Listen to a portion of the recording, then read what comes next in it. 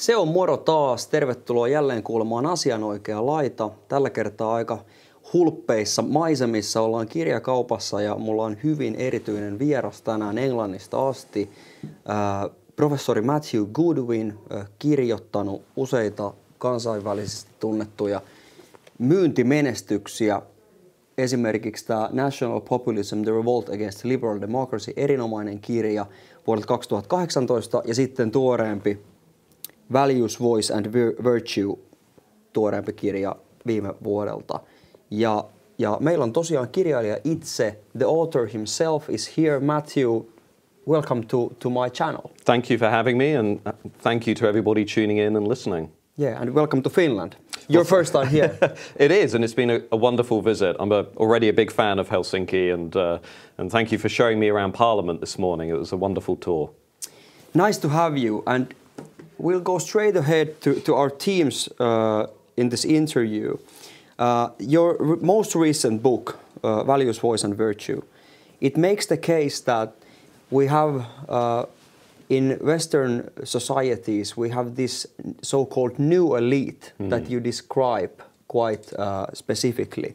So could you go a little bit into your thesis and your outlining of this new higher educated elite?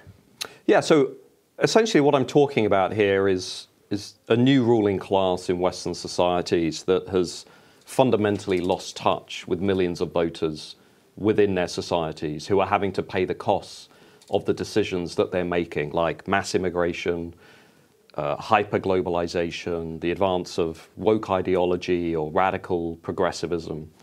And this new elite class are defined by many things, but mainly it's their university education from elite institutions, which they really value. They define themselves by their achieved identity, by their educational credentials. They tend to live in the big cities, the university towns.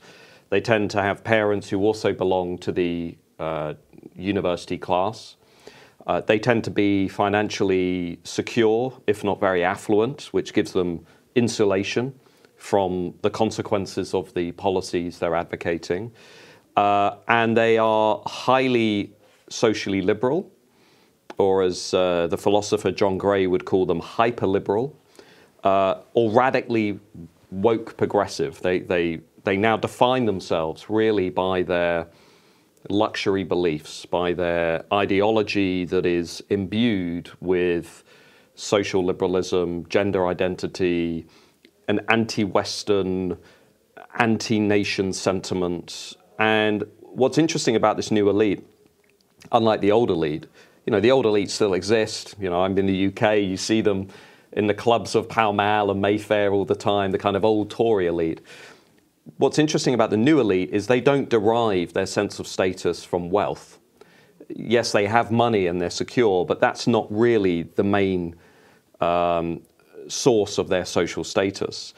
They derive their status and their esteem and their sense of honor and moral righteousness from their ideology, from their social liberalism or from their radical progressivism. And increasingly, this isn't just about a left-right issue. Increasingly, this new ruling class is visible on both the left and the right. In the UK, for example, they represent about 20% of the population who hold strongly and consistently radically liberal values. They want more immigration. They're comfortable with weak borders. They are very skeptical of national identity, which they want to be repackaged around diversity and multiculturalism. So they have a very different outlook. And what I'm arguing in this book is if you want to explain why Donald Trump is still competitive in America, why national conservative movements, Finland and elsewhere, are doing very well, why Britain voted for Brexit, why Italy swung behind Giorgia Meloni, why Germany is now moving in the same direction, you have to begin by looking at this ruling class and how they have lost touch with millions of voters on issues we'll come to talk about. And how their policies are failing and how out of touch they are from the common people. So could you also talk a little bit more about this kind of divide in these these fundamental values that still, even though we have this new elite that is gone woke, so to speak, and are radical progressives and liberals, that's not the case with the general population in the West. No, that's right. I mean, I've been influenced by many writers who have made somewhat similar arguments, but for your viewers and listeners who might be interested in the intellectual influences, people like Christopher Lasch, David Goodhart, Roger Scruton, John Burnham, Daniel Bell, more recently people like Rob Henderson, former Cambridge academic, who has talked about luxury beliefs. It's a very interesting idea. Rob argues that what the elite class today does is it really advocates policies that bring members of the elite class no costs, but which impose enormous costs on everybody else. So the main example of that would be mass immigration. Mass immigration does not damage the elite class, the minority elite class, because it benefits them in many ways, you know, in terms of cleaners, in terms of servicing the economy that works for the winners, if you like, the winners of globalization. And also their experiences of immigration tend to be fundamentally different from working class people. You know, when I talk to my academic colleagues about immigration, they think it's mainly PhD students from, you know, California, you know, whereas for the working class, immigration is very, very different. It's low wage, it's low skill migration that's displacing them in Western economies. Now, what I'm arguing in this book is if you step back and you look at Western democracies over the last 30 years, what has happened is that, yes, economic issues are still very important, but politics has become two-dimensional in that cultural issues now matter as much as economic issues.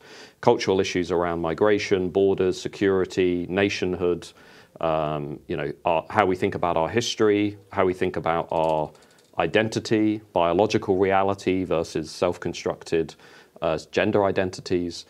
And it's on those cultural issues that the new elite has basically lost touch with millions of voters in their own country. And they've radicalized over the last 15 years, or what the Americans would call the great awakening of the elite class. You know, Andrew Sullivan, who's a writer that I have also been influenced by in America, he's made this point that we are living through the greatest radicalization of the elite class since the 1960s. And what does he mean by that? He means, well, particularly since 2010, as we've gone through things like Brexit, Trump, the rise of populist parties in Europe, what's happened is the new elite have moved even further to the cultural left in response to those rebellions. And they've doubled down. They've said, no, we want more immigration. We're not going to compromise. We want to defund the police. We want to tell people that little boys can become little girls and little girls can become little boys. Or we want to denigrate our history. In fact, we want to wipe the slate clean. We're ashamed of our history. You should feel a sense of guilt when you think about Western history. This culture of repudiation, which is what Roger Scruton called it. It's a culture of repudiation, repudiating our past. Oikophobia, hating your own people. And I think that is where you've seen the ruling class move sharply to the left. And the average voter has been where they've always been, you know, leaning a little bit in a more populist direction on the economy, thinking big business is exploiting them, globalization isn't really working, but leaning quite right on culture, saying, actually, I'm okay with some immigration, but I want much less. Yeah. I don't want it to come at the cost of my national community and my identity. And so the elite class has drifted off to the left. The average voter has kind of stayed where they are, looking at politicians in both mainstream legacy conservative parties and also centre-left parties and green parties, and saying, well, what the hell is happening to you? Why have you become so radical? Because you no longer represent my values. And you certainly don't give me a voice in the institutions. You certainly don't make me feel as though I'm a respected member of this community. And that fundamentally is what has been going on in Western democracies. And what I'm trying to say in this book is, look, the elite class can either make a compromise with those voters and accept that they don't want to live in this elite project, or they can keep doubling down on their beliefs and watch these populist rebellions grow and grow and grow and become stronger, which is actually what's happening from France to Germany to America to the UK now with Nigel Farage and a new party. You know, populism is not going anywhere. It's just getting stronger and stronger. Yeah, yeah. I want to shift gears a little bit and zoom in on the immigration issue. You also, during last summer, you vocally commented on the Southport incident and the following demonstrations and riots. In Finnish press, the happenings were described mainly as inflamed by some single or couple of incidents of disinformation, and even Putin and the Russians were mentioned. So could you recap that whole incident and the background and basically give your insights on it? Well, absolutely. I think if you look across the West generally, we have two narratives that are going on. You have an elite narrative, which is voters are being swayed by misinformation, disinformation. They cannot understand what is going on in the world, and we therefore need to limit free speech and free expression and the supply of information to try and control the conversation. And then you have what we might call a realist narrative, which is voters being entirely rational, coherent, and intelligent, looking at what's happening to their societies, looking at what's unfolding, and saying, no, actually, we don't want this. We want something else. And the Southport incident in the UK was really interesting because it revealed these two very different narratives. What the elite class tried to do very early on is say, well, this was about, a guy went into a Taylor Swift dance class and he stabbed a lot of children. He killed 3 little girls. He injured 8. He was the son of Rwandan migrants who came to the UK quite recently. And what happened there, because nobody really knew who had stabbed these children, and there were some tweets that were suggesting it was an asylum seeker and a Muslim asylum seeker, a lot of voters then began to protest and say, look, enough of immigration. And so the elite class then said, well, this is just about one tweet, misinformation, all of these people are far-right thugs, and we need to throw them in prison, which is exactly what happened. People that wrote things on Facebook, maybe they tweeted something that was offensive or racist, they went to prison. I mean, an elderly lady who cared for her husband, who wrote something very offensive on Facebook, but in the privacy of her own home, she went to prison. They put her in prison. Now, where I depart from that, and I wrote a piece on my Substack, which got a lot of attention during the riots, where I said, look, this wasn't just about a misinformation story. This wasn't just about a tweet. What happened in the UK was a series of events, all of which highlighted the collapse of integration in our society because of mass immigration. We had 2 young Muslim men attacking a police officer in Manchester Airport. We had a young guy from a minority background stabbing a British Army officer almost to death outside of his home. We had the children of migrants running around a coastal town, Southend-on-Sea, with machetes, having gang fights. And more generally, in recent years, we've had a number of prominent terrorist incidents committed by asylum seekers and first-generation descendants of migrants. And essentially, what Southport became was a lightning rod of that wider disillusionment out there in the country, out there in the UK, of people who, to be frank, no longer feel safe in their own country because our borders have collapsed. We don't have a functioning border. And if you don't have a functioning border, you're not a serious country. If you don't make people feel safe, we've got record levels of migration. And what these incidents all sparked in the country was a sense that this elite experiment of mass immigration is failing. And you cannot sustain what we have at the moment, record rates of migration with no integration strategy and hope to build a cohesive national community. It's not going to happen. To give you an idea, we've had more people come into the country in recent years than we've had between 1066 and the Second World War. We're living through an experiment, which is what it is. It's an experiment. Nobody knows how this is going to work. An experiment we've never had before in our history. So I went out on a limb and I said, look, these incidents are not just about what misinformation on social media. These incidents are about people who feel profoundly unsafe in their own country. And a lot of people responded to that. And I'd only add that in the aftermath of that Substack piece, we had 2 major opinion polls, and they asked the British people, who do you think is to blame for the riots and the protests? And they blamed rioters, and they blamed far-right figures, Tommy Robinson and so on. But 66% said, I also blame recent immigration policy. So 2/3 of the British population were saying, I associate these disturbances with recent immigration policy. And to be frank, we wouldn't have figures in British politics like Tommy Robinson or an entirely mainstream politician like Nigel Farage were it not for mass immigration, right? I mean, this underlines everything.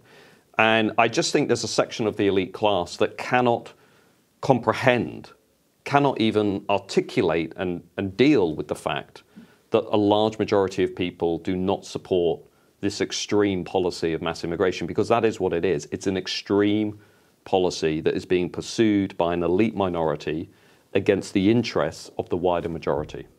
Yeah. What I got from the Southport incident and its covering in the press was also this quite clear double standards if you compare it to, let's say, the BLM riots, or even if you just imagine how would the press have covered the incidents if we change the skin colors of the victims and the perpetrator. I argue that it would have been just taken at face value that it was a case of racism, and then we would have had a whole different discussion about it that didn't take place now. But can I just briefly on that, because Sure. it's a very important point. Sure. We're now having a discussion about something called two-tier policing, two-tier politics, two-tier media. What we mean by that is some groups are treated more favourably than others. Yeah. And the Black Lives Matter example is very important because in 2020 we had Black Lives Matter protests during COVID. During COVID lockdowns. Yeah. Sir Keir Starmer, now our Prime Minister, rushed to take the knee to express his solidarity with Black Lives Matter after they'd already injured 30 police officers during their protests, after they'd broken the law with the COVID lockdowns. Yeah. And Keir Starmer rushed to take the knee and he said, there are legitimate grievances here. This is about racial injustice. Yeah. Because rioting, on the left, remember, is the voice of the unheard. Yeah. This time around, the same Keir Starmer, despite us seeing videos on social media of Muslim gangs beating up white British kids on the street, walking around with knives and machetes, this time around Keir Starmer said, this is all far right, this is not legitimate, it's criminality, get these people into prison as quickly as possible. There was no discussion of legitimate grievances. There was no discussion of legitimate protests. And in 2011, we had the worst riots in England since the 1980s, under a Conservative government. And at that time, everybody on the left fell over themselves to say, well, this is about austerity. This is about public spending cuts. This is about legitimate anger about this Conservative government.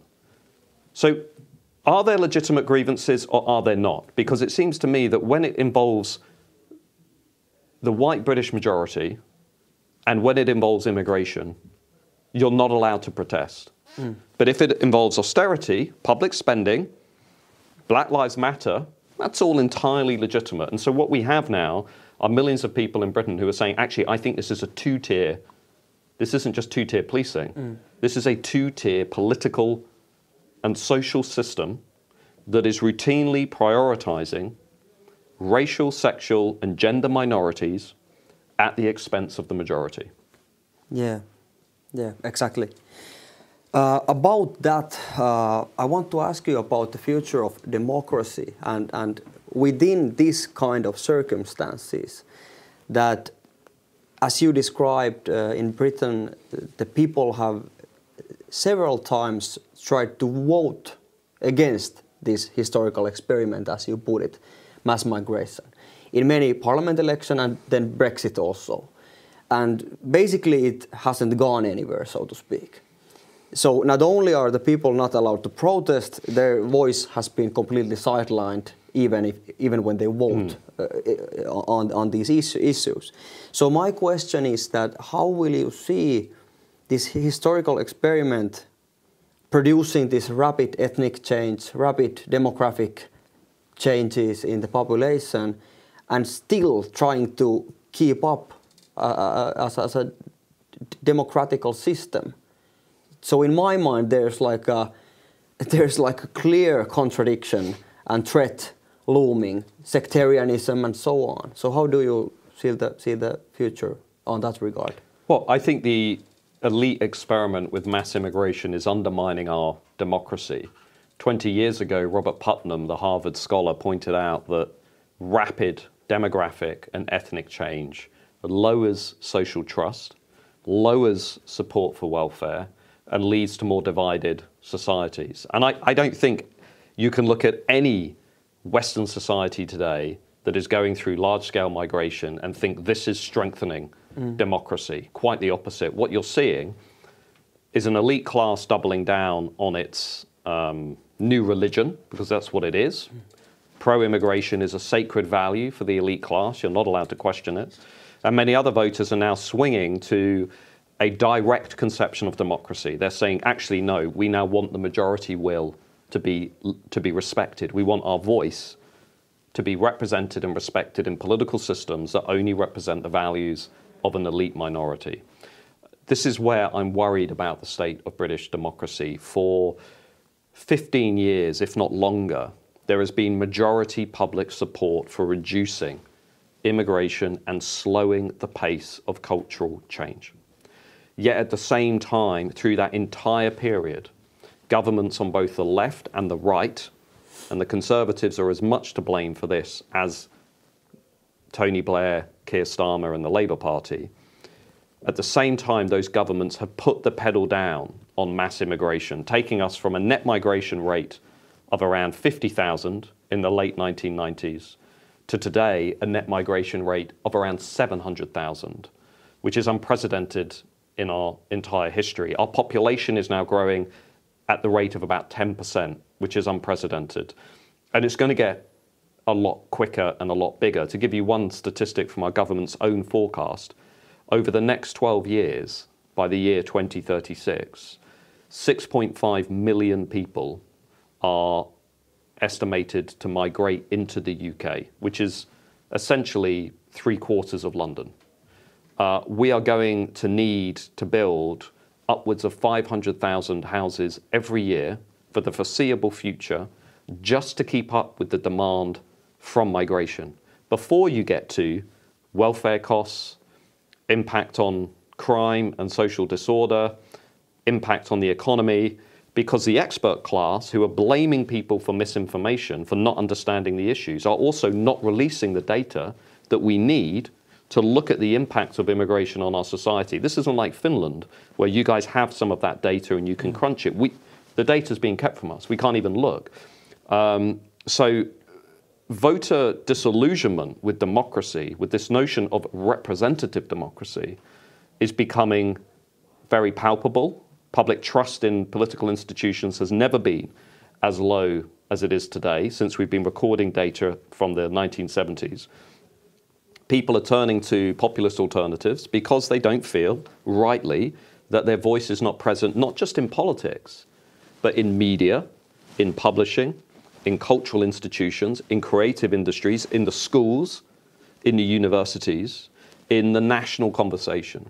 You know, I give you a little example. If you're in the UK and you turn on the television and you watch a Netflix drama, or you watch the adverts between a television show, they are all basically reflecting to you a political project, which is that your entire national history, culture, ways of life are now going to be simply interpreted and repackaged through the lens of diversity, or a celebration of multiculturalism.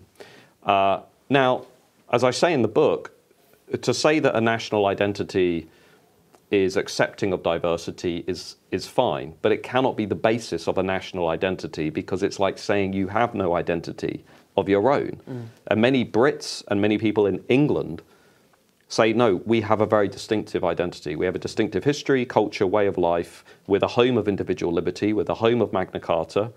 We are, arguably one of the homes of parliamentary democracy.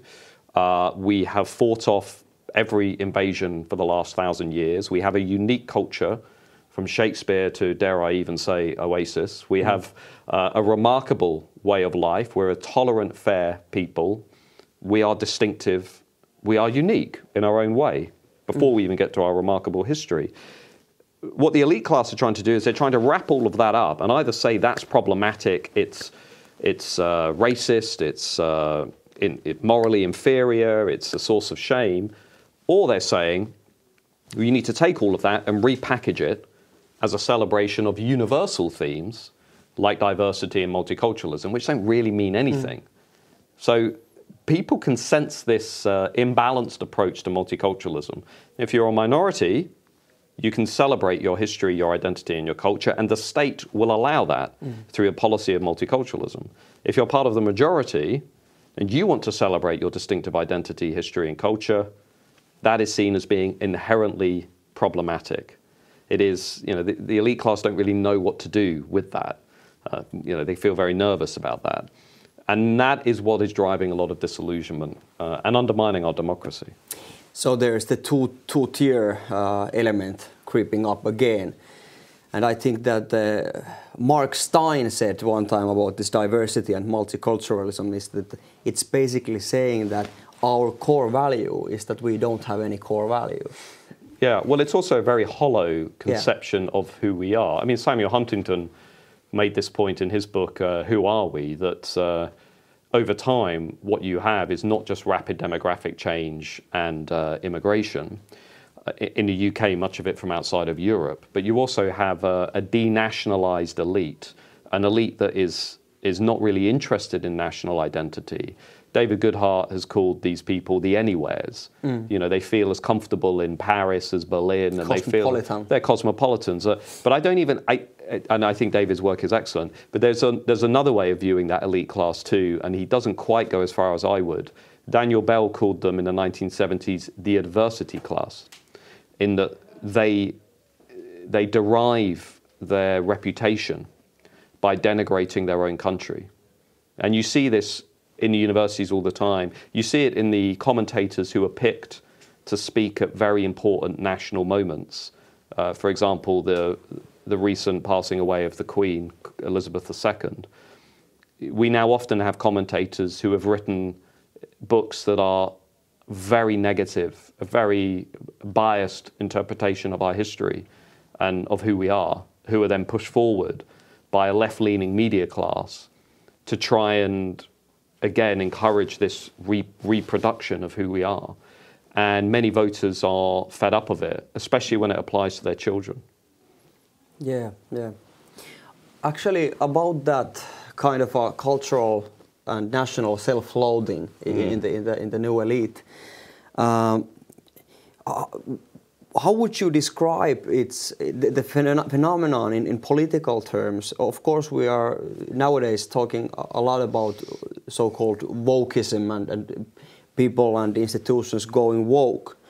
But we actually briefly discussed this yesterday at our dinner, and you said something interesting about this actually representing this kind of a perversion or a strand of liberalism gone haywire, and even having elements of this kind of left-wing authoritarianism. So could you tell a little bit about that? That this is something that has been with us, so to speak. It's not just like a form of cultural Marxism or something like that.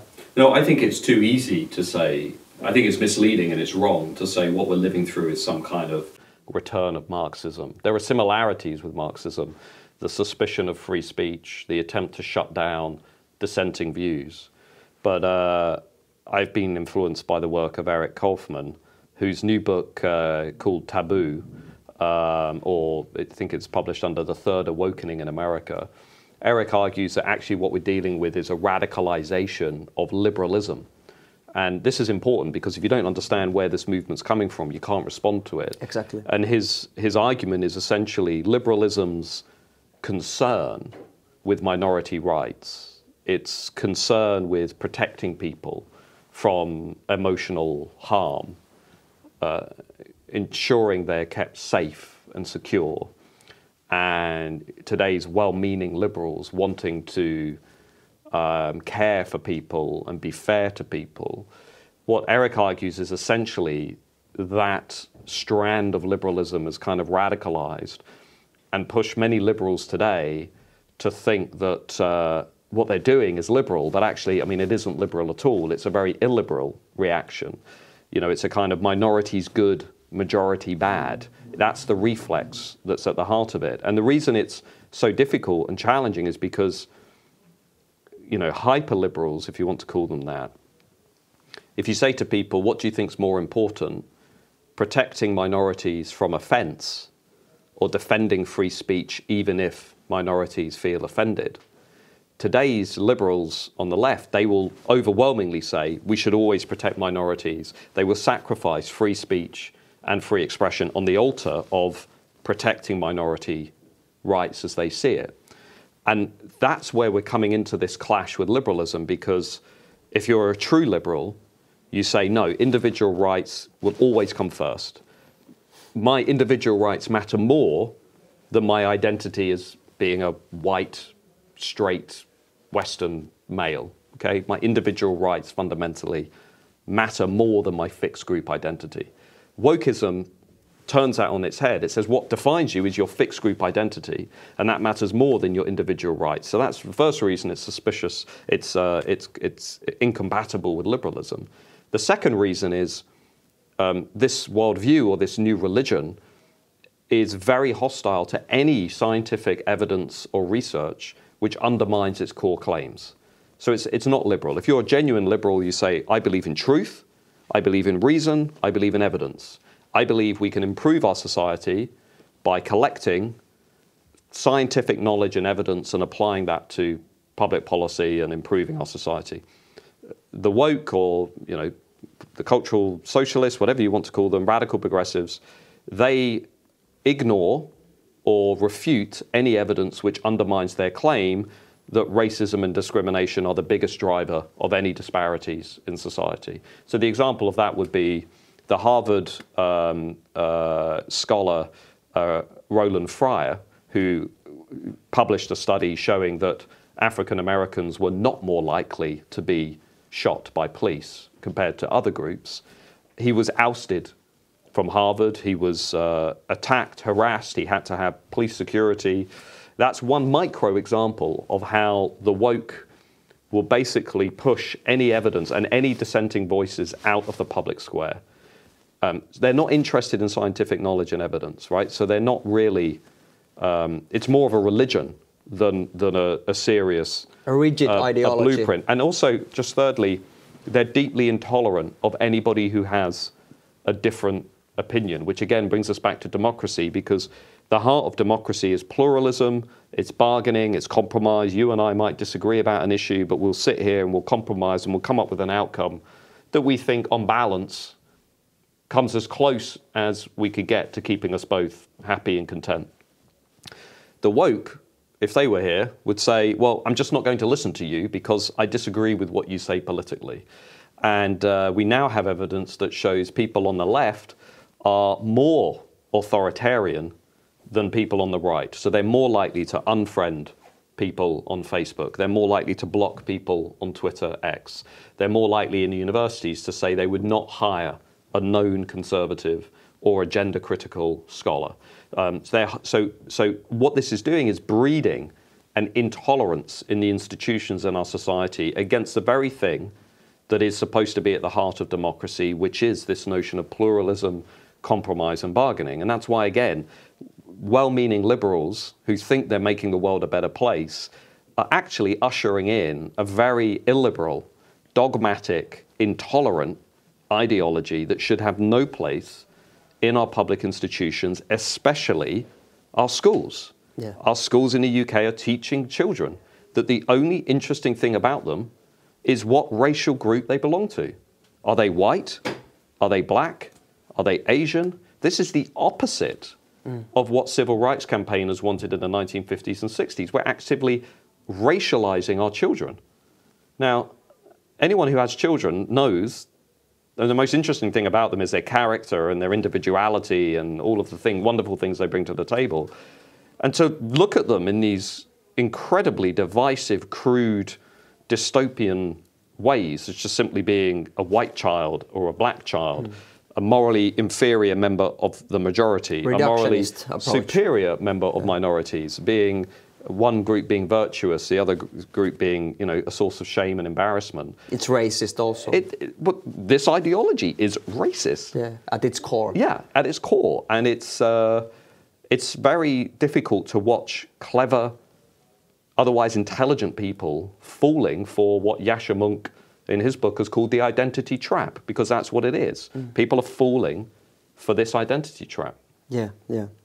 But what about a possible way out of this? Because this leaves us with a bit of a puzzle, so to speak, because I'd argue that the rot, so to speak, has gotten so deep in the different institutions that it's hard to get out of this mess without using state power.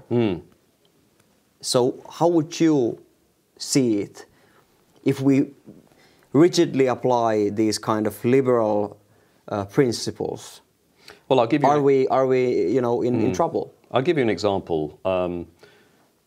In the UK recently, we had something called the Higher Education Free Speech Act, and that came from a few academics like me who said you can no longer rely on the institutions to reform themselves. You're going to have to use the state to intervene to try and level the playing field. The reason we wanted to do that was because in the 1960s, for every one conservative scholar, there were 3 left-wing scholars.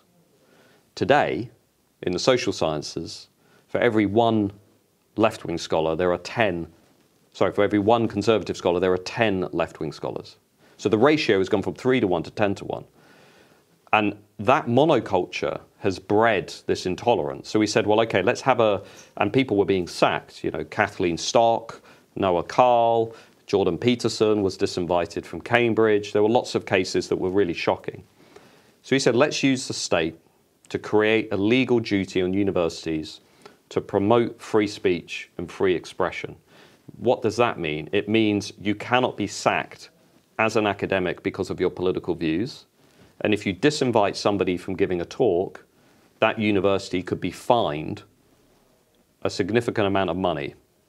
And we decided to do that, even though we were pretty skeptical of using the state in that way, because like Ron DeSantis in Florida, it was quite clear you can't maintain a laissez-faire attitude against woke ideology. Like, it will run all over you. It will use every institution, from schools to charities to tax-paying funded organizations. It will literally use anything. It's like Japanese knotweed in a garden. Once it's there, like, you'll never sell your house. You can't get rid of it. And that's like woke ideology. It just kind of infects everything. And so I firmly believe you need to use the organs of the state to push back against it, which means schools having a legal duty to be politically objective, independent and neutral. Healthcare systems not being political. We had a case in the UK with the something called the Cass Review, CASS, led by Dr. Hilary Cass, about gender ideology in the NHS. And she looked at everything, the biggest ever review done on healthcare services and political ideology. And she's a neutral, independent doctor. And she concluded that we're pushing children down medical pathways to transition, to become trans, to put them on puberty blockers, while there is insufficient evidence for doing so. She could only find 1 or 2 studies, that were being relied on for these life-changing medical treatments and surgeries. And she said, sorry, this has got to stop. And even after that, the British Medical Association, the supposed expert class, refused to accept her recommendations and findings. Why? Because this is a new religion. This is not a scientific program. These people are indoctrinated. It's like a cult. And if you question it, they will seek to destroy you. and they will use everything within the state to impose their ideology. So I think conservatives and classical liberals really have to come to the conclusion that civil society is not going to win this fight. They are going to have to meet these activists in the same arena where they are operating. And they cannot allow public taxpayer-funded institutions to be hijacked by a political ideology. Exactly. Interesting phenomenon in Finnish politics is this our current government is imposing some austerity policies on public spending, and those cuts sometimes affect a different kind of civil society organizations and so on. And it's interesting how the media has captured certain terms like democracy and rule of law and so on. So every time there is like a public spending cut to like a leftist or left-leaning kind of political actor, it is always narrated and spinned like now the democracy is under attack, or now we are on Hungary's road or something like that. So it's quite interesting. But I want to circle back at the end now to British maybe party politics and so on, because you gave an interesting talk yesterday at Suomalaisuuden Liitto's event in Helsinki, where you also described very interestingly this kind of realignment of politics and these values that you go into in your book, but also how the Tories, Conservative Party in Britain, kind of wasted its opportunity completely and betrayed once again the voting base. And you told that quite funny aphorism or so about Boris Johnson. But could you go a little bit into that lesson, so to speak, on right-wing conservative politics? That how should you not conduct yourself? Well, I think if you look at the West, there is a political realignment that is underway in most, if not all, Western democracies. And what I mean by that is politics has become increasingly two-dimensional, right? 75, 100 years ago, the main axis was economic. You know, it was left-wing, right-wing economics. And today we have a second dimension, which is what we might call socially liberal, culturally conservative. Now that's shaken up politics, and it's created an opportunity for conservatives to renew and reinvent their coalitions, to reach into the working class, people who haven't gone to university, older voters, small town, rural voters. And left-wing parties have basically moved into the cities, university towns, graduates, minority voters, socially liberal voters. And what Boris Johnson and the Conservatives did, partly because of Brexit and really because of what Nigel Farage did in earlier years with the UK Independence Party, which I've written a lot about. And Nigel Farage, of course, was influenced partly by what happened in Finland too with some of your parties back in the day. But what essentially happened is, as we went through Brexit, this realignment became possible. Boris Johnson and the Conservatives tapped into that in 2019. They won an 80-seat majority, one of the biggest majorities since Margaret Thatcher. And then they completely squandered it, because what they didn't understand was what those voters wanted. They didn't just want to leave the EU. They wanted to end the elite policy of mass immigration. They wanted strong borders. They said, take back control means I have control over who is coming in and out of the country. That's what voters thought. And they also believed Boris Johnson when he said, I'm going to not only lower migration, I'm going to give you a high-skill migration policy. We're going to get the best of the best. The scientists from Australia, the engineers from America. We're going to get the tech entrepreneurs from Silicon Valley. That's how Boris Johnson talked about it. What we got was the complete liberalization of the immigration system. We got low wage, low skill, non-selective mass migration from outside of Europe, Pakistan, India, Afghanistan, Vietnam, countries like that.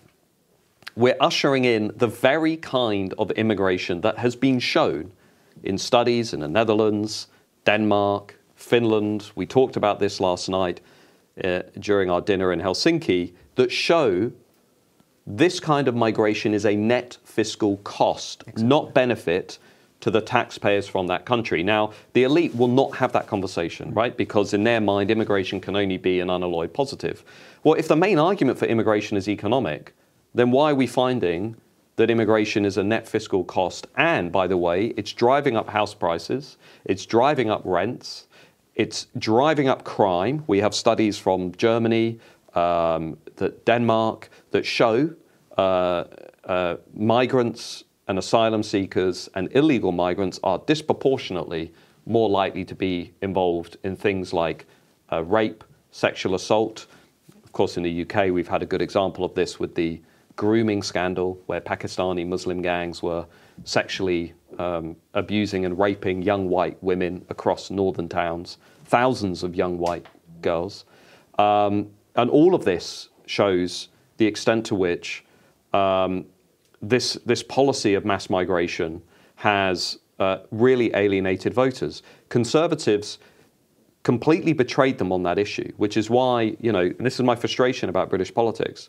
We've gone all the way through Nigel Farage coming up, voting for Brexit, Boris Johnson winning an election, to now being back to Nigel Farage coming up, going into the House of Commons, leading another rebellion against the elite, because the elite hasn't listened to voters the first time around. Yeah. So it's almost as if we now have to do it all over again and remind people in power and say, well, look, are you going to make a compromise? Mm.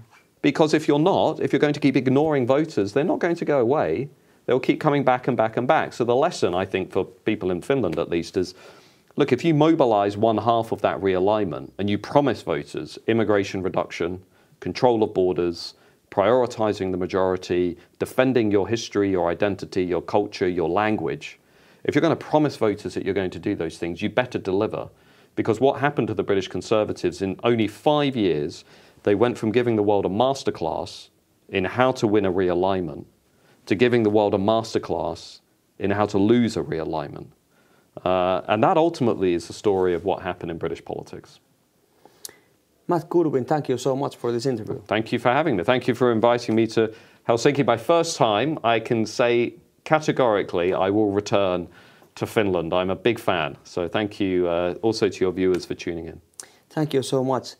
Kiitoksia seurasta ja sanon tässä vaiheessa vielä lyhyesti suomeksi, että tilatkaahan Matt Goodwinin sosiaalisen median kanavat. Hänellä on Substackissa iso joukko tilaajia.